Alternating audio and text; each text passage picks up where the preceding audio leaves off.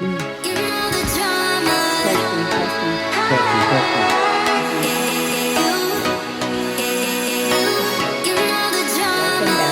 to another episode of Candidly with Coffee. We back. Oops.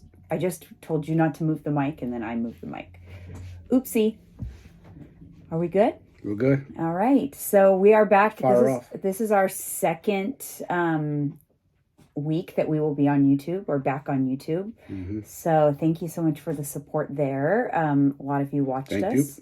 And, you know, as with anything, we will get better with time, with like editing and stuff like that. And I'll have more visuals and stuff for you guys. Not we, her. Me. Yeah, me. I just show up and do my part and talk. He just shows up and brings the coffee. And so today, I've actually got, I busted out my old faithful Hocus Pocus mug because we are in full-blown spooky season now. I know. It's weird though. I'm not feeling like it's Halloween, but it's around the corner. But the weather feels spooky-ish. Yeah. Spooky season is here, and all the commercials and stuff like that. The Halloween movies and all the Halloween shows are playing and stuff. Yeah. I love it. It's my favorite time of year usually. I'm just finding it hard a little bit to like really get into it right now. But yeah, you know, I usually am big time into it. I know. By now I'm like every time I'm watching TV, it is Halloween themed and stuff. As it gets closer, Tyler and I we'll marathon like old Halloween movies and stuff. But I found that I was thinking about it this morning, why I felt like this kind of like sadness. My mom and I shared a love of Halloween movies and scary movies. And I realized like, oh, that's what's happening. That's why I'm not as like excited as I normally am. Like even like exactly this time last year, I had a conversation with her. She called me and I was watching Nightmare on Elm Street. And she's like, oh, you're watching Nightmare on Elm Street? Oh, I love that movie. I'm like, yeah, Mom, remember we used to watch it together. It was like 35 years ago. It was like 35 years old. I think we looked it up or we watched it one time. We're like, let's look this up. That's when you're like, damn, we're kids watching this stuff. Yeah, and so we had a good conversation on the phone that day. And that's the day that she told me, I said, Mom, can you believe it's been, 35 years? I'm like, gosh, I feel like time goes so fast. Like I'm getting old. And that's when she said, Janine, I feel like I blink my eyes and I'm 75. I feel like I'm 50. Like I was 50. I closed my eyes and opened them and I'm 75. It's scary. When you get older, it does. Like sometimes some of my friends I haven't spoke to in a while, I'm like, hey, how your kids doing? Oh, my son or daughter's this age. And I'm like, what? Oh my gosh. I know them, they're little, and now they're like adults, some of them, or teenagers. Happen? They just blinked an eye. And I know, and I felt so sad. And little did I know at the time she knew she was ill already for sure. And, she was reminiscing a lot about how quickly the time went. And it was just, I think that's why I'm having a hard time getting fully into the spooky season. Well, there was a message she's told you, like, embrace time. She was telling me that. Because it goes like that. And time stops for nobody. I don't care who you are. Nobody on this earth is special where the clock slows down for them. Enjoy. But we talked about it, and what is it that I enjoy the most? I remember we had this conversation. He goes, that's me too. I'm like, I just enjoy being cozy, comfortable, watching movies at home with you and the dogs. Yeah. That's what I enjoy the most right now. And that's what my mom enjoyed the most. So it's like we had so much in common. She loved to be... For people who used to be out and about and partying and traveling, and we're homebodies these days. I know, but I'm glad I enjoy it. Yeah, I enjoy it. I love being a homebody. If you're not happy at your house, that's a problem. If you're not happy in your home, you better make it a happy home. That's important, that you have a happy home. Yeah. It's your castle. Wherever you lay your head at. It doesn't have to be a home. It could be an apartment. Wherever you live. Your home is your home, wherever it is. Yes. It doesn't have to be something you own. Yeah. But yeah, I agree. Make it your comfort zone, your happy zone. You look forward to being there, hanging out, whether it's with your significant other, by yourself, with your dogs. Just make it a comfortable place. That's what I always believed in. For sure. So, but you know what's coming up that I want to see? Don't peek. This is scratch. You'll never understand what it says. He's peeking at my notes. October 14th is Halloween Ends with Jamie Lee Curtis, the final Michael Myers movie. That's what they always say. No, this time because she signed on for a 3-movie contract, and this is her 3rd one, because she wanted to be able to close up the story. She didn't want it to keep going. You know how like the Friday the 13th franchise got really stupid? They had one where he became like a space alien or something. Yeah. Like they ruined it. That's such a classic. And they ruined it. And she really wanted like to not ruin her movie. Mm-hmm. And so it's supposed to be the final. I want to see it. And you know what's insane? That's a rare thing in Hollywood. She's the original from numero uno in the 70s. What was the first one made in the 70s? Yeah, in the early 70s. She's the first. She was there. Yeah. And she's here at the ending. Yeah, and so... That never happens. So Kyle Richards from Real Housewives? Yes. She was the little girl in that movie. Mm-hmm. She's in this one, too. Is she? She was in the last one, but she's in this one also. Wow. Yeah. That's crazy. So, I think that's cool. But I want to see it, so I'm going to get tickets. Of course you do. Of course. That's a classic. We went to see the other one in the theater. Did we? Yeah. We did. It was a couple of years ago. I don't think it was last year. I think it was the year before. It must have been the year before. But I don't know. I feel like Halloween lost its magic a little bit. Do you remember when we were kids?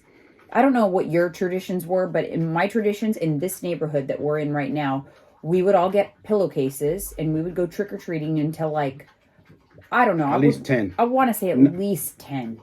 9 to 10. It was at least 10, and we would get pillowcases full of candy. So much candy that we would go home, dump it, and go back out. And it's not like that anymore. Mm-mm. It's not. Didn't we like hardly get any trick-or-treaters last year? Yeah.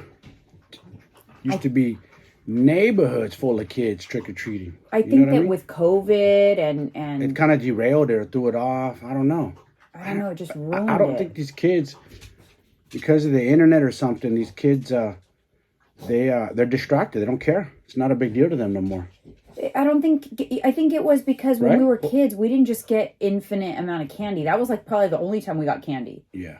And then like we would get, my mom would put a couple of pieces in my school lunch. Like the whole month of November, I had a couple of pieces of Halloween candy in my school lunch. Yeah. I don't know. I just feel like people get more instant gratification. Candy's nothing special anymore. Mm-mm. They have to work. That's working too hard to get the candy. You mean you gotta walk door to door to get candy? I'll just DoorDash some candy. But that's not. You're losing the whole point of it. That's not the point. You don't think so? No. The point is dressing up. It was fun as a kid, picking out your costume. You get excited, going to the store. No, I know, but I feel like part of it was. And then yes, candy was the reward. Rocky is driving me crazy over here. He's Yeah. drinking water, Pause, I'll get him out of here. himself. Hey, buddy. All right, we are back with had to get Rocky out of here. Just gotta say something. Your damn skin be glowing, man. My jealous. Skin is glowing. Do men get glowy skin? Like you have a glow. I don't know. Is that a you good thing? You do a good job. Yeah, it's a good thing. Like you're vibrant. I'm vibrant. Yeah. Wow, that's so nice. I mean, you're beautiful, but I'm saying, remember at the birthday. Someone said that, like, my skin is glowing. Yeah. I don't know. Like, wow. My skincare, I don't know. Good guy, hydration. You drink a lot of water. I do drink a lot of water. Very important. You didn't used to. No. You didn't used to. I didn't. You were bad at that. I didn't even ever, like, carry a water jug around or anything. Anyway, so back to Halloween. Yes, I agree. Like the excitement. So why isn't there excitement for costumes anymore then? I don't know. I don't know. I don't know if these kids care for it or they look at it like, oh, this is dumb. We've evolved. We're over this. So it's like the candy's not exciting. Costumes aren't exciting. Or parents are lazy and don't want to get their kids excited to take them out to Halloween and walk them around. I don't think it's that. I don't know. But it was magical when we were kids. Yes, magical. Yeah. Magical. I also feel like now, like little kids walk around in costumes all the time. Come on. They don't like like little girls. Yeah, they'll wear a princess nightgown every day. So it's not exciting anymore. Yeah. You know, back when my kids were little, you didn't wear a princess costume. No. You wore it for Halloween and only Halloween. You don't go dressed to school as Jason or Michael Myers or Freddy Krueger. I wear that every day, like Michael Myers pajamas. Yeah, right. Yeah, showing up to school like a goof. Imagine if you show up to school like that. Like, kids, what are you doing, bro? Like, this ain't Halloween, you clown. Yeah, but now I feel like kids wear, like, my niece wears her, like, the Toy Story what is that? Buzz Lightyear. Like almost every day she wears her Buzz Lightyear. And then the other one wears princess pajamas every day. So come Halloween, it's like, not exciting. Nah. I don't know, but You're right. I miss it though. I miss the magic. My kids still had some of the magic. I'm happy about that. It's changing, huh? It's changing. Every decade. Like your kids are like the last of, almost like the last of when the cell phones came out too. Like when they first were introduced. They were last. They were born right when they were so they didn't grow up with a lot of social media. Mm-hmm. They had cell phones, but not really like, we didn't live on our phones. No. They were like phones. It was more like to get a hold of them, to know where your kids are at. So I'm happy about that, but it's like, gosh, what does that mean for them and their kids? I know. You know? What's next? Yeah. I don't know. You know what we're talking about? Not to get too off topic, but I was at my car club barbecue yesterday and we're reminiscing how Saturday morning you had to get up to watch cartoons. There was no DVR. There was no recording. There was no, let me see it on YouTube later. That, dude. I don't know, but that and Saturday morning cartoons and Friday night TGIF. Did you watch TGIF? Nah, a little bit. It was like, I remember it. Home Improvement, Home Improvement, I did watch or those shows. Like Family Matters and. Yeah.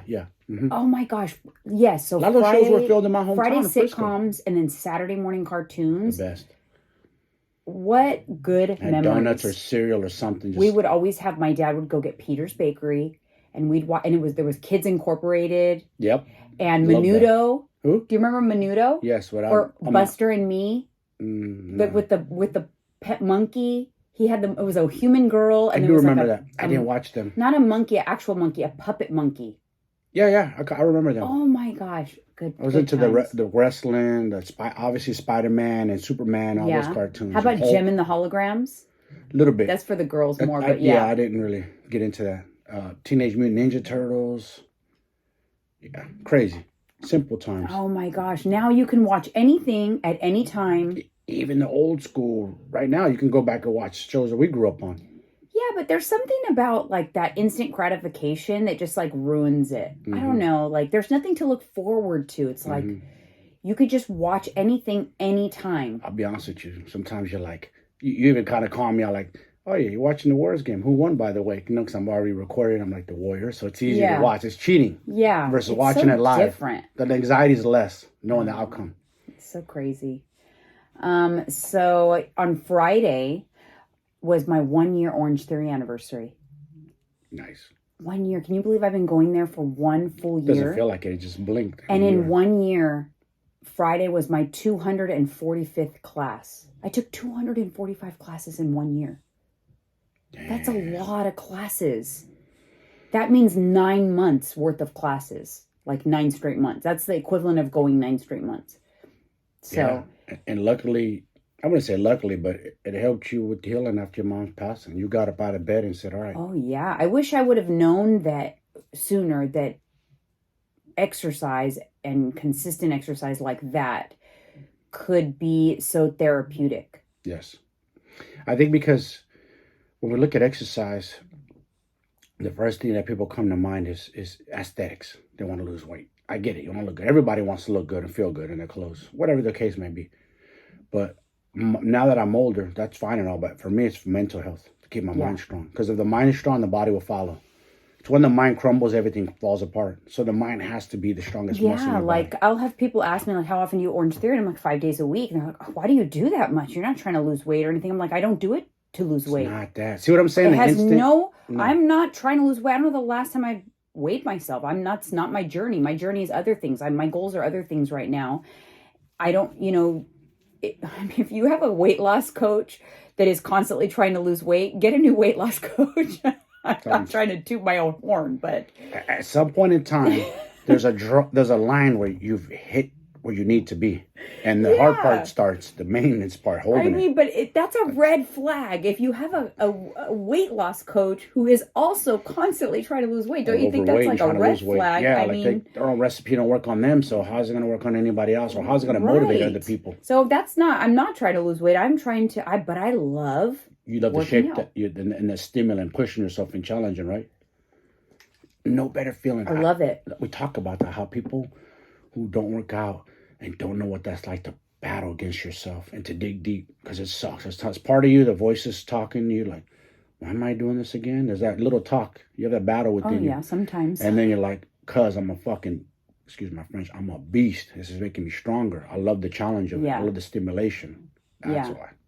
Yeah, and for me, it's like, we've kind of developed some new good traditions. For me, there's so many positives to Orange Theory because Alyssa's a head coach. She's the one who got me to go to begin with, but she's the head coach. And so I take as many of her classes as possible. And I enjoyed it. I like to take her class. Like, it's, how cool is this? Like, I think about like years from now, like years when I'm long gone, and she'll think like, gosh, remember all those years? Like I got to see my mom every day. I taught her Orange Theory class. Like, what amazing memories, Exactly. And so I think about those things. I like her class. I like the way she coaches.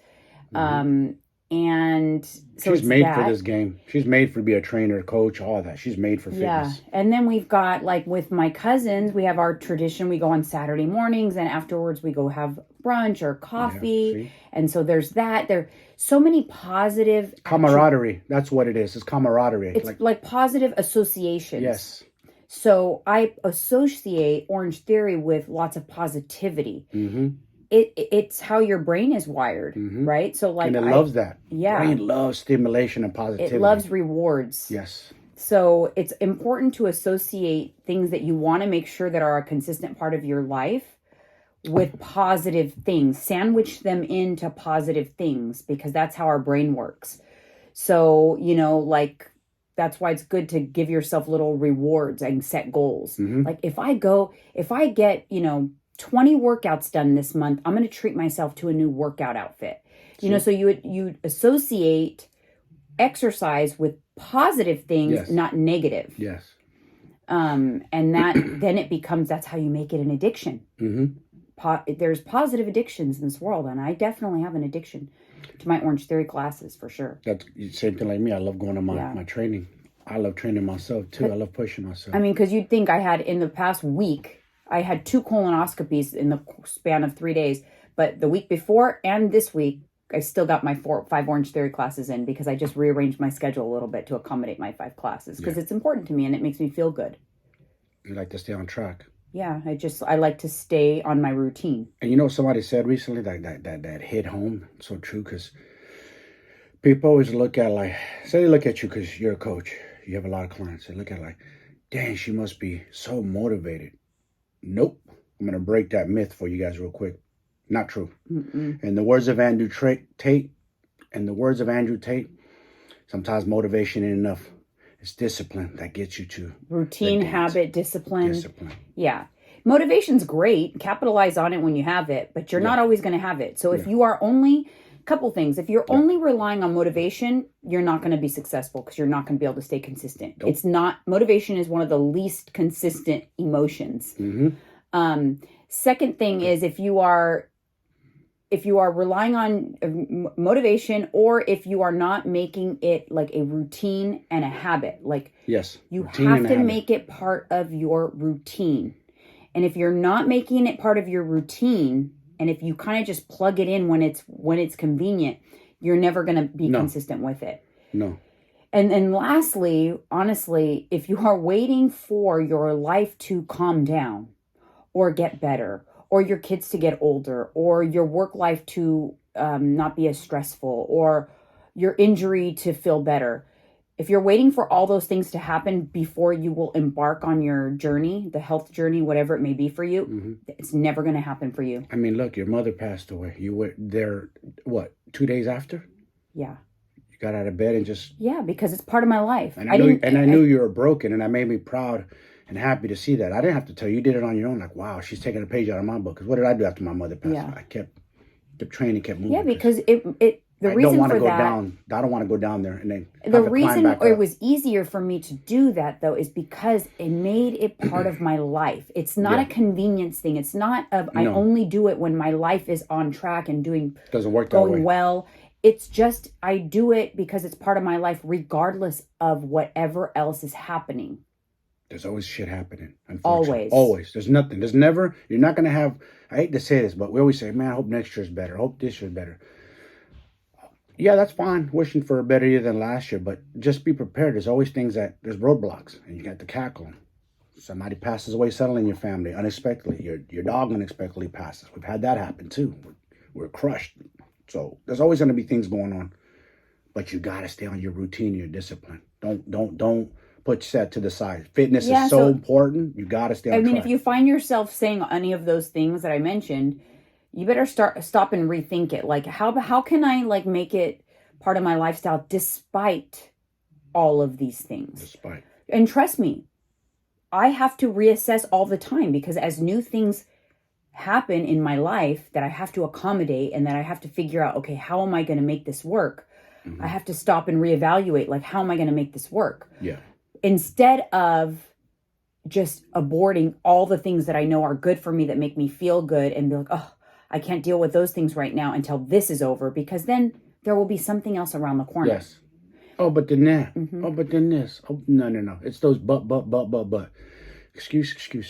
That's all it is. So you can't, so you have to ask, and if you're not willing to do that, then you're not really willing to make life changes that are sustainable. Yeah. And I see people come into the gym on crutches, wheelchair. So what's your excuse? The same. Yeah, because you can still do something. Like I've talked about that before, like even just if you can still plug something in so that you don't lose the habit, even if you're injured, you can't attend for whatever reason, I've done it. You've witnessed me before we even dated or knew. You saw me come to the gym in crutches. Yeah, I would see you, and you would somehow you had one crutch. You had one crutch. I graduated to one crutch. And then in your other hand, you had a gallon of water. That's me and my, yep. Because I'm a I didn't even know you back then. It's too funny. Because I had to get out of the bed. I was getting super depressed and down, I don't like not being able to move and do my thing. So I was like, all right, we'll figure it out. Do upper body then. Yeah, for sure. And it's not just exercise. I'm talking about like food and your food choices and all of that too. Like being prepared with, yes, what you're going to eat for the week and everything. That should be part of your lifestyle. How you're going to get your water in, your supplements, everything, getting your steps in, like all that. You need to make it part of your daily lifestyle. Also, prioritizing your sleep.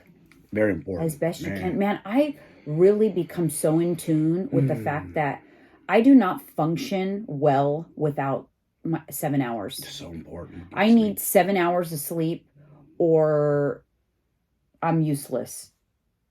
Yeah. My brain, and then also, I've also realized that after I've been up for a certain amount of hours, my brain also it becomes tired.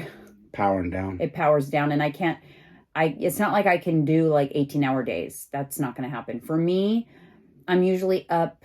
I'm actually like up at between 5:15 and 5:30 every morning now, which I love. And I'm super productive. Like, what time is it for us right now? It's not even 10 a.m.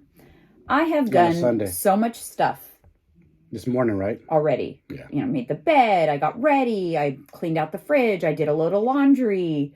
I cleaned up around the house. Like, I've done so much stuff, work stuff. I went and planned my calendar and... Got this ready. Yeah, and it's not even 10 a.m. No. But on that token, what time will I start? 6? I would say at You start slowing down. 5 p.m. I kind of start. So after I've been up for 12 hours, and then 6, I'm really starting to power down. 7, I'm I can't do anything of substance. Didn't we just talk about that? They don't allow cops or truck drivers now more than 12 hours. Well, because your rational decision making skills. You actually become like drunk, equivalent to somebody who is drunk if you haven't had enough sleep. Like if you've been awake too many hours, or just are having poor sleep, you actually will present like a drunk person. Yeah. So you may fail a field sobriety test and be sober. Yeah. Yeah. That's crazy.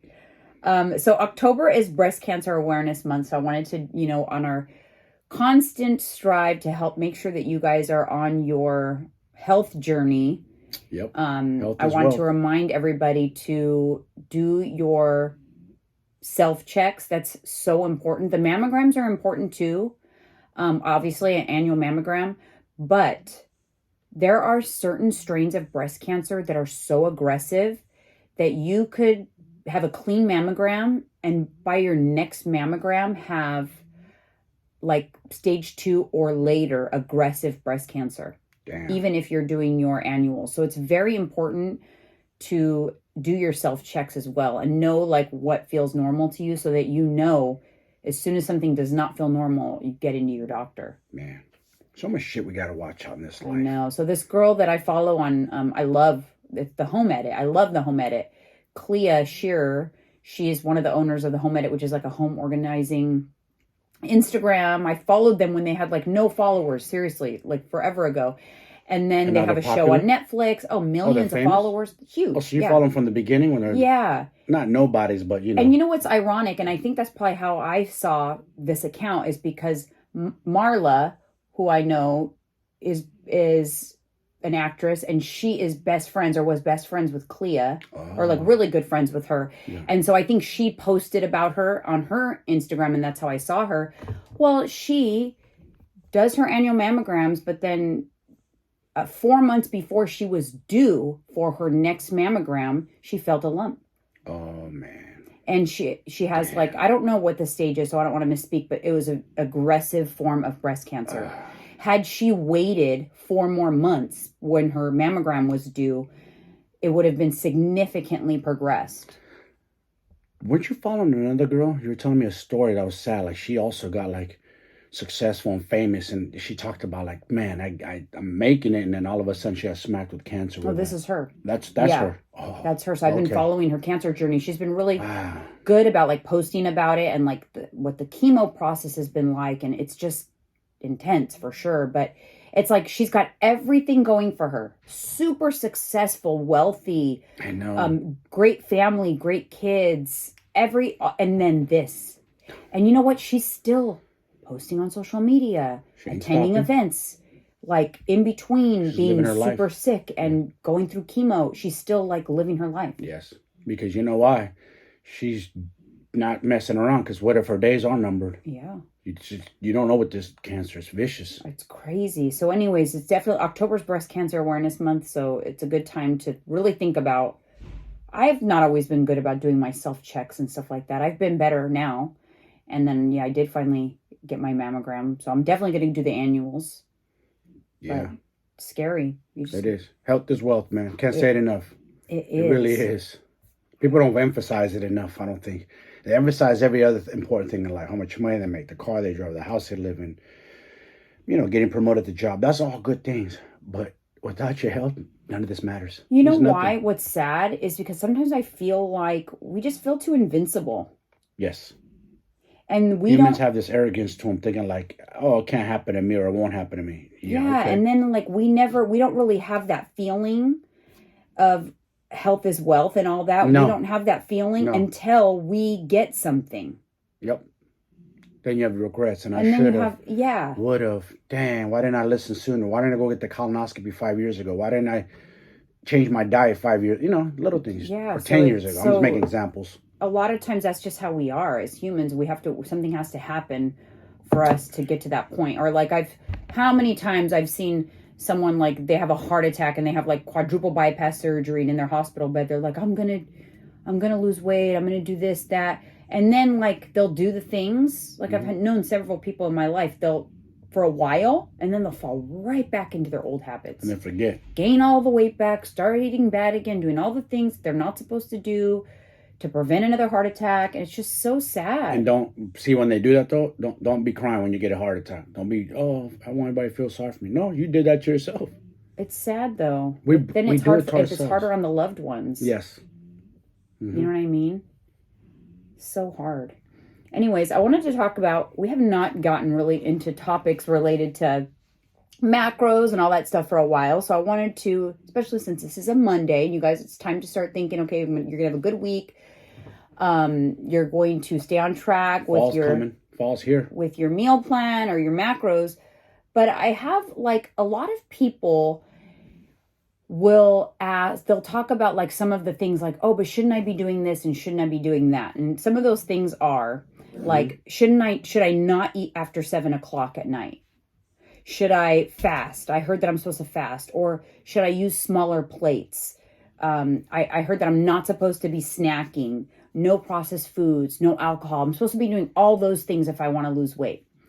While those things may be helpful, this is where I want to emphasize the excitement and the positives and the benefits of knowing macros, because none of those things apply if you are tracking macros.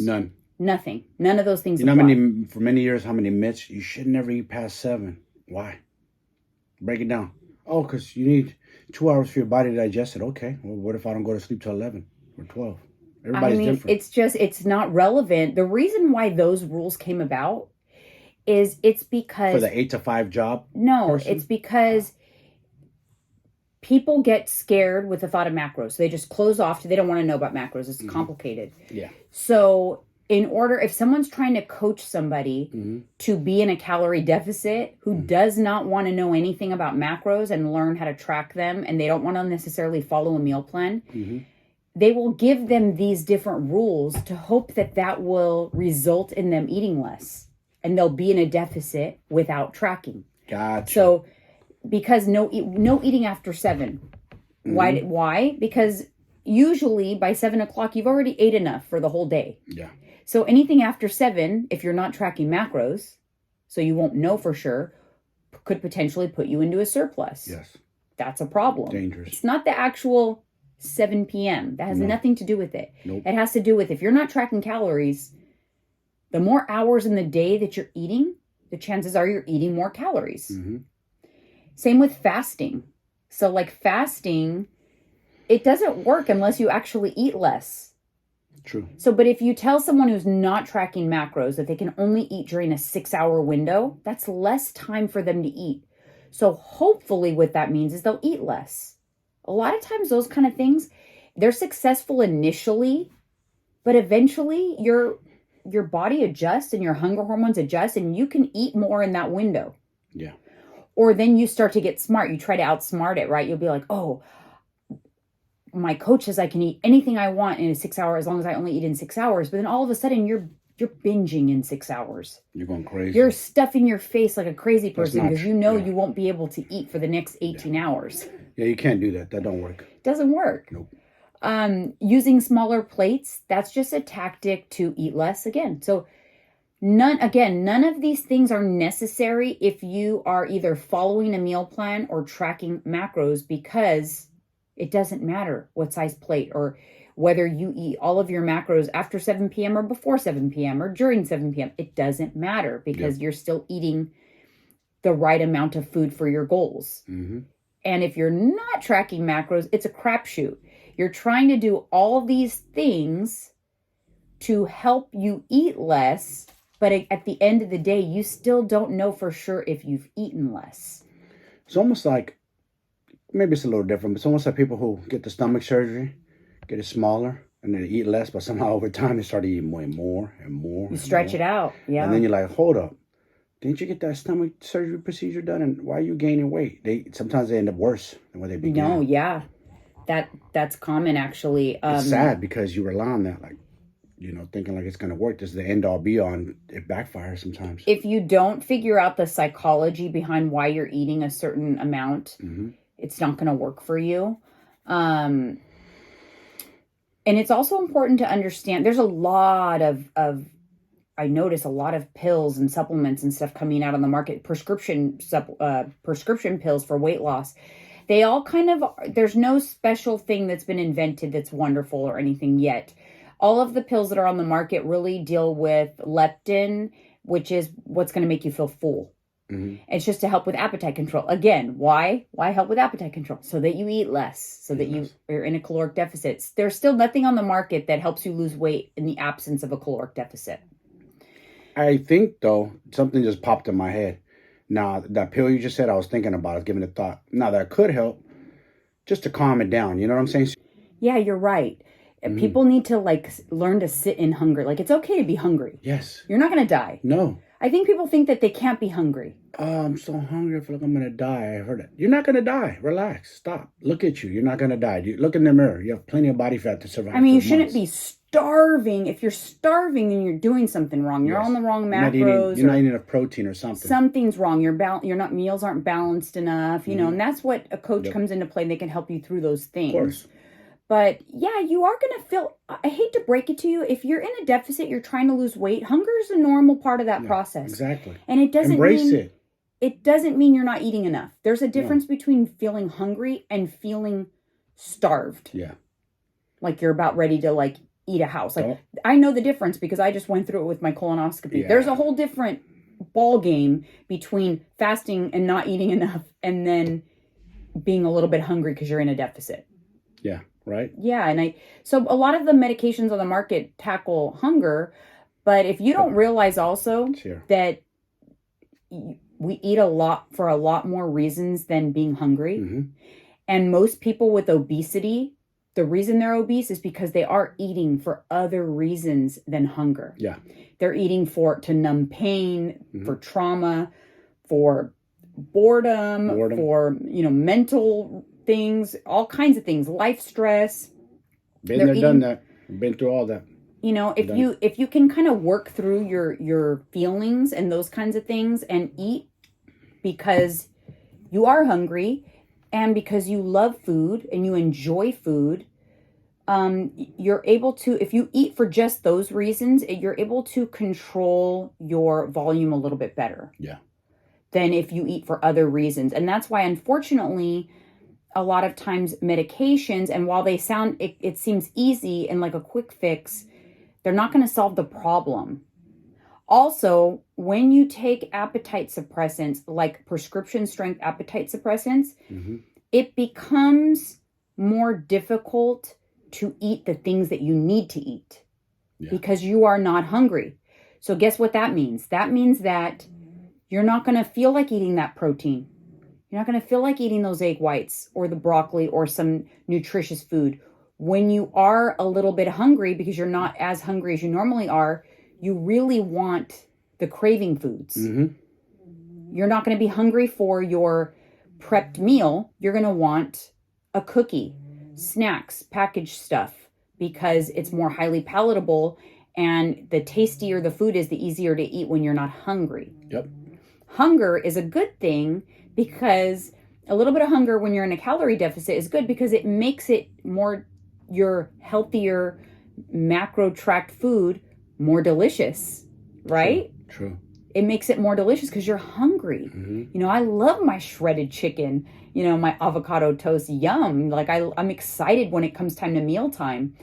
I personally, I have a very large appetite, but I like my appetite. And even though it means sometimes, a lot of the times I am hungry, I'm not fully satisfied because I have a large appetite, but I don't really like to take things that suppress my appetite because it strips me of my joy of eating. Yeah. Plus you have control of your vessel, of your vehicle, and that's what people need to learn. I envy and I admire people where it shows that they're in control of their body, they control their vehicle. What I mean by that is just looking at them like they're disciplined. You can tell they work out, it's obvious. But working out just isn't enough. Their bodies are fit and lean. There's a reason, because they're watching what they eat. They're not getting lucky. There's no luck to it. They're putting in, taking the supplements. They're putting all that, by sleeping good, drinking water. It just shows. You could tell on a person who's living their life the right way. Mm-hmm. Yeah, and I can tell you this right now. If you think it's enough to work out, even if you work out a lot, it is not enough. Nope. If I didn't monitor my intake, even though I do 5 Orange Theory classes a week, I would gain weight. I would definitely gain weight. It's not enough. It's not nearly enough. So if, I've had so many people reach out to me like, I see you do Orange Theory. Like, why aren't I getting toned and muscular like that doing Orange Theory? I'm like, well, do you watch what you eat? Like, are you on a nutrition program? Or you track macros? No, I haven't, but I probably should. That's what they usually say. Well, because Orange Theory is not, or working out isn't going to get you the body that you think it's going to get you, no matter how much you're working out. It's not without the nutrition. The nutrition is really the magic. What's the percentage of how we look? It's 75 to 80%, I would say, nutrition, 20% exercise. Exercise, water, sleep. And people think like it's some magical workout program. Like, I need to know. And yes. You're right. I'm going to probably expose some people right now, like fitness coaches or whatever, when if they like are promoting like, oh, they have the perfect workout program that's going to get you this body, Oh God. they are feeding you a load of bull crap. Yeah. Okay. Any consistent, like it doesn't have to be sexy or exciting. You could do the same workout like every day as long as you are get like increasing your strength and like doing higher weights and like doing like a progressive overload type program. Yep. Any one of those programs are going to give you results. It's not, there's no magic piece that's not like, oh, that person, I want their body, so I'm going to do their workout program. Doesn't work that way. It doesn't work that way. Mm-mm. And really the magic comes in the nutrition. So if these people that like sell these workout programs that you think like it's going to make you look like them, it's going to make you look like you. It's just a different version of yourself. It's not going to really change your entire genetics. Nope. And without nutrition, it's going to do not much for you. Just like, I'll make an example and I'll get off topic. I admired Arnold Schwarzenegger. I wanted to look like him, but I knew deep down I'm not never going to look like him. But he was just an inspiration. Like, okay, I like big arms, big chest, I like his physique, you know? So I inspired to like, not be him, but like, you know, train his style, like build muscles, follow his regimen. Yeah. No, you're going to be you. You have your genetics. We're all different and DNA. any consistent program, like for my clientele, like women who are trying to tone, they always say, I want to tone. Tone. Any like consistent tone. resistance training program, at least 3, days a week, where you are actually giving it your all and you feel a stimulus in your muscles is going to help you grow the muscles as long as you're doing the nutrition part and you're getting your protein in. You're gonna get results. Yes. As long as you are pushing it, feeling the stimulus in your muscle. It doesn't have to be some complicated program.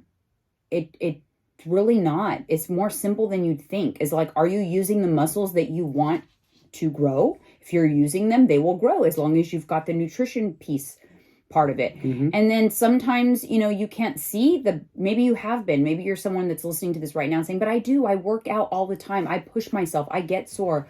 I feel it, but my body, I don't see the change in my body. It's not that you're not making change. It's that you can't see the change because you're not losing body fat. Yes. And you do not lose body fat in the gym. I want to put that out there right now. You do not lose body fat in the gym. You gain muscle in the gym. You lose body fat by getting your nutrition on point. That's how you lose body fat. So, and if you want to maximize, make sure that you are not wasting your time on your workouts. As if you're not eating enough protein or not, then you're not going to get as much out of those workouts as you think you are. Yeah, also true. So without nutrition, you're just not going to see the benefits of those workouts. Now, the good news is if you've been out there eating a lot, and working out really hard and you just still feel fluffy or you don't feel like you've done anything, it hasn't been a waste of time, because underneath the body fat, you have been, creating some muscle under there if you've been working hard in the gym, but you've got to go through a fat loss phase in order to reveal it. Yes. You have to. It's like a grizzly bear or a bear. They eat a lot of salmon, load up, boom, boom, get fat. They hibernate in the cave, go to sleep for I don't know how many months. They come out, they lost all that weight, but they put the body fat, but their coat peeled off, that body fat. Yeah, the body fat. And you really see what they look like under there. It's the same thing. We all have, if you stripped all of us, like those anatomies. We're all muscular. If you stripped us all, we'll all be ripped and shredded in muscle. We don't see a vision. You got a vision what you're going to look like underneath. But we don't. We don't look past that. We see what we see in the mirror and we don't vision it. I agree. And I think it's important to know that, that if you shed enough body fat, even if you've not stepped foot in the gym, I have news for you. You have muscle. If you walk every day, you pick up this coffee cup, that's a muscle that has to do that. If you had no muscle, you wouldn't be able to pick up the coffee cup. Nope. The only reason you think you have no muscle is because you have too much body fat covering it. There, look, I'm going to stand up. Without any muscles in my legs, it wouldn't be able to stand up. Right. So you would be like an empty sack, like a burlap sack of skin and fat, and you wouldn't move. You'd be like a jellyfish. What happens when we're dying? Your body starts giving out. Everything, all your operations cease to exist. Your legs start going. Everything starts going, right? You can't get up and you can't move anymore. Yeah, because your muscle deteriorates. It's all fatiguing. Yeah, it's all going to waste. So you have muscle. We do. So yes, you can put on more. And it's never too late to do that, by the way. No. I don't care Another myth? how old you are. You can put on muscle.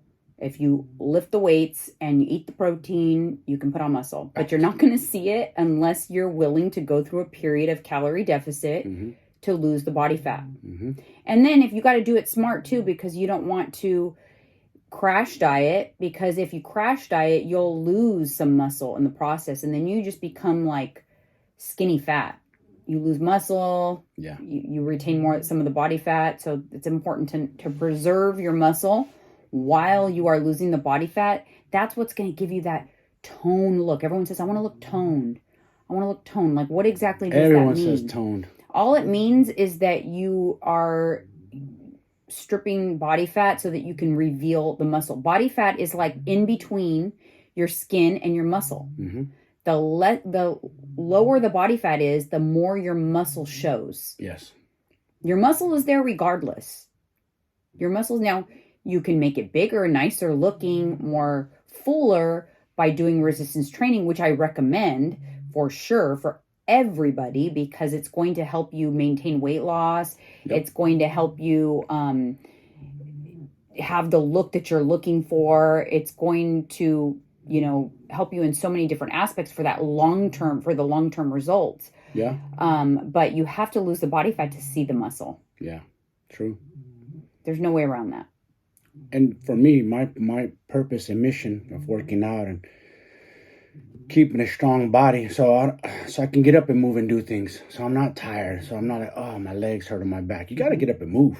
Things hurt because you're tight. You're tight. You're tight. You got to move, stretch, stimulate your body. Yeah, you do. Especially people who sit down all day at a tech job. Imagine how tight their backs or hips, everything. Oh yeah. Shoulders. You're typing like this. Yeah. You gotta. You have to walk and get up and breathe. Move and big breaths, low breaths, become like lungs. stiff. Yeah, you be like a robot. Like, you got no movement. Exactly. That's how I felt when I was in that whole bodybuilder game. It took me a long time to transition that muscular body to fighting because I was so stiff and tight. It was hard. Yeah, I mean, what you don't use, you lose. Facts. So, move every day so that one day you can't, so you don't, oh my gosh, I can't get up anymore. Yeah. Imagine how scary that is. I don't want to be alive. I can't get up and do function on my own. For what? It's scary. But what you don't lose, you lose. That's the truth. What you don't use, you lose. Yeah, like you said, don't fall into this. Don't use no age as an excuse. Because let me tell you something. Go on YouTube. For men, I've been just doing my own little homework. 50, 60, 70-year-olds, I found that ripped. No medication, no nothing. Like, I don't go to the doctor. Or I do go to the doctor, everything comes back good. Because I eat a clean diet and I work out. Because they chose to. No one's telling them to. They chose to. They chose to leave that lifestyle, like a healthy lifestyle. They enjoy it. And they don't use their age as an excuse. And I see women too now on Instagram in their 40s and 50s look amazing. Why? Because it's all here.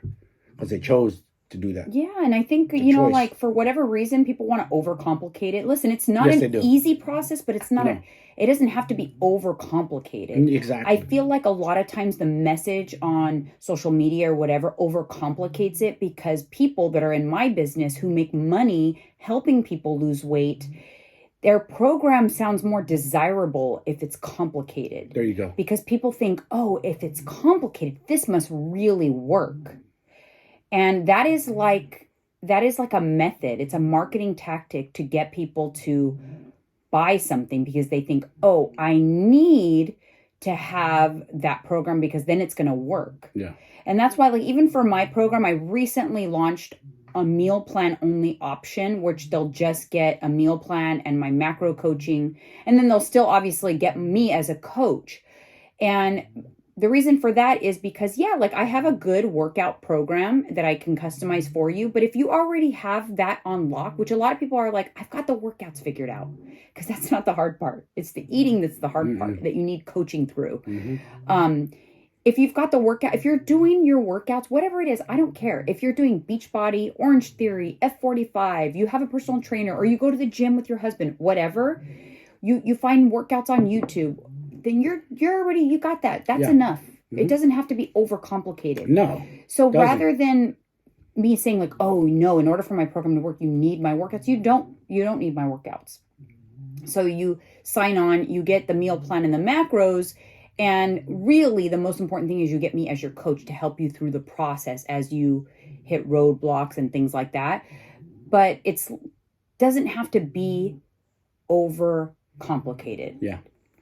You know, just remember that. It doesn't have to be as complicated. And you have to kind of like reprogram your brain and kind of forget everything that you know. Yes. Because I'm not to be, blunt or anything, but if you are overweight and you have weight to lose, then what you know has not helped you. So throw it out the window. You could throw it out the window. Everything you think you know, none of it has worked for you. News, yeah. So instead of fighting fighting the process because someone maybe is teaching you something that you didn't think that would work or whatever, just kind of trust the process a little bit and remind yourself that if any of the things that you thought were true, really were true, then would you still be in a position where you need to lose weight? Exactly. You wouldn't, right? Nope. So just let all that go. Don't let your ego and pride hang on to that either. A lot of times people have pride and ego, like, they want to argue, to make a point, to think they're right about someone they're not. They're not educated. Like a lot of people online spew off more than what they really know. They're all of a sudden they're experts and pros. But wait a minute, I'm looking at you. You're not a person I admire or look up to. So why are you even spewing information? Because you know what's interesting about people is they will read a headline and then file that away as fact. Yes. Like a clickbait headline. They didn't even take the time to actually read the article for the headline, which is besides the point because the article was probably bullshit anyway. Yeah, it's all clickbait. But they'll still just file the headline away and file that as fact and say, but I thought that... But they say that. They say that. But, I love that. The news said this or they said that. It's always they have not actually taken the time to really research that. And also, if it fits their narrative or the way they felt and supports the way they felt, then they make it. Then it makes them feel better. They double down. Right. They so could be if they fake feel news. like, they double down. Yep. So if they feel like, it's my hormones, whatever, like, quote unquote hormones, which there's a gazillion hormones, but people like just say my hormones why I can't lose weight. And then they read an article that supports that excuse, then they will glom onto it because it's kind of like making them feel better of why they haven't been able to do something. It's funny when you say my hormones, what we think of you guys, not us. Men never say my hormones. But you guys have hormones too. My hormones. That's so true. My hormones. I got hormones too. If I have zero testosterone, I can't really build muscle. I'm not that strong. That's a problem. So yeah. It's strength. And not only that, it's bad for my mental health. Don't feel good. The body don't feel good. Right. Same with women, right? With estrogen. When our estrogen drops, we lose our strength because we lose our energy. And so you have to deal with those kind of side effects. Yes. But estrogen dropping doesn't automatically cause weight gain. It's an indirect effect. So you have to deal with the side effects of the estrogen dropping in order to prevent the weight gain. But the good news is, and why I don't want, instead of people getting excited, they usually get like upset if I tell them like, listen, you can lose weight even if you're going through that with your hormones, even if you're in menopause or whatever. And they go, no, but I haven't been able to lose weight because of my hormones. See? Instead of being upset like a block that right I'm here. telling you that you can lose weight, you should be happy. You should go, on. You mean I've been wrong? You mean that even though wrong. I'm in menopause, I can still lose weight? Thank you. That's good news. But for whatever reason, people don't respond that way. They respond on the defense. They love to argue. They love this double down on their phony ass points is what I call it. It's because it is because it is a way to justify why they haven't been able to be successful. Yes. And I don't blame people because there's a lot of misinformation and just bullcrap out there. Yeah. That's why. Mm-hmm. And so they just believe it. True. And so they believe the wrong people. Mm-hmm. But then they'll be like, well, how do I know to believe you then? If there's been a million people before who've told me something different, why should I believe you? I don't know. I can't answer that. I can't answer why you should believe me, but... Do your homework. Do your research. Yeah. Do your own research so that you feel confident. Find out if you're selling fake news or real news. Can you lose weight while I'm going through menopause? Google. Yeah, but a lot of times Google is bullshit. It is. That's the problem. It's all you know what you'll see. Let me cut you off right there, and I don't mean to be rude. you just made a good fucking point. Sorry, my French, but we become so reliant on Google thinking everything's facts. Who made them the 100% authoritarian true fact checkers? Right? Okay, first of all, pay attention to when you get Google results. The first page is all paid, sponsored. Say it again. You have to do that at least once. At least once. Oh my gosh. The first page is sponsored. So those people are paying to be presented to you when you do that search.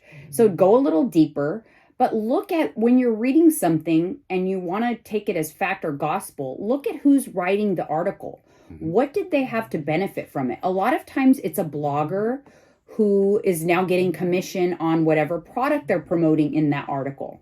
Yeah. And then you'll see lots of ads in that article. Yeah. It's just, again, furthermore, making money off of you. Yeah. And so it's hard, again, it's hard to believe. Then you go back to like, who do you believe? It's frustrating. And I understand that. That's why it's like, I don't blame people when they have the misinformation. It's because they're being fed stuff that are people who are just trying to make money off of Taking advantage. Preying on people's, motions and stuff. So it's hard. Yeah. It is hard. I get it. Mm-hmm. So you have to, unfortunately, what that means is you have to pick a lane and try it. And doesn't mean you have to stay on that lane forever, but pick something and go 100%. Trust the process 100% with whatever you pick. And then if it works for you, great. Now you're a believer. And fail 9 times, get up on the 10th to succeed. And now you succeed, you keep going. You found it. But pick a lane. The problem is people pick a lane and they don't stay in the lane long enough to see if it really worked. Nope. They want to jump from this to that to this. I go, I'll talk to people and be like, I did Jenny Craig. I did Weight Watchers. I did this. I did that. I did a million things. I'm like, well, you're not that old. How did you do all these things? I know. You didn't stick to anything long enough to really see if it worked for you, for one. They do it for like 2 weeks, and then if they don't get instant gratification, they're done. That's the truth. It's like you have to, the thing that's going to work is not going to be fast. No. It's not going to be fast. Nope. It's not going to give you instant gratification. Success doesn't come fast. It is not going to be easy all the time. But on the other token, it doesn't have to be overcomplicated, but it is going to be it's going to be slower than you want it to be. That's for sure. And if you're looking for a quick fix or something fast, then until you change that mindset, you're not going to find the forever solution for yourself. Never. So, I wish that this game is a marathon. It's for life. But what were we talking about earlier in the podcast? I'm going to end with this. We were talking about how quick time goes. Time goes so fast, right? So stop like freaking out over the fact that it's going to take a year. So what? So what? You know how fast a year goes? And then if you stuck with it that year and you look back like, oh my God, I'm so glad I did this. Exactly. A year goes by quick. You blink your eye and the year's gone. And if you think, for most people, the weight loss process it's going to be about a year. And then you have to focus, that next year is focusing on getting into your groove for maintenance. So it's not a slow process. But the time is going to go anyway. And the time is going to go fast if you kind of let that go and just think like how quick, look, we're in October. Before we're going to blink our eyes and we're going to be doing a January podcast where everyone's talking about their New Year's resolutions and all that stuff. And how they're mad, how they ate so much over the fall and they gained all this weight. So guess what? But don't do it. Yeah. This is 3 months. Don't forget about your journey in the holiday months because you could do a lot of damage in 3 months. But if you stay focused and stay balanced and start the journey now. Now. Don't wait till New Year's now. No, you know why a great time to start now? Because October, November, December always go so fast. Quick. So it's a great time to start because you're going to blink your eyes. Thanksgiving, Christmas. You're going to be 3 months into your journey. You're going to have a 3 months head start come January. And just hunker down and keep going. Because time's going to pass anyway. So don't fixate on the fact that it's going to take a long time. Nope. It might be long, but it'll be fast. All right, you guys. Thank you so much. I'll see you on the next one.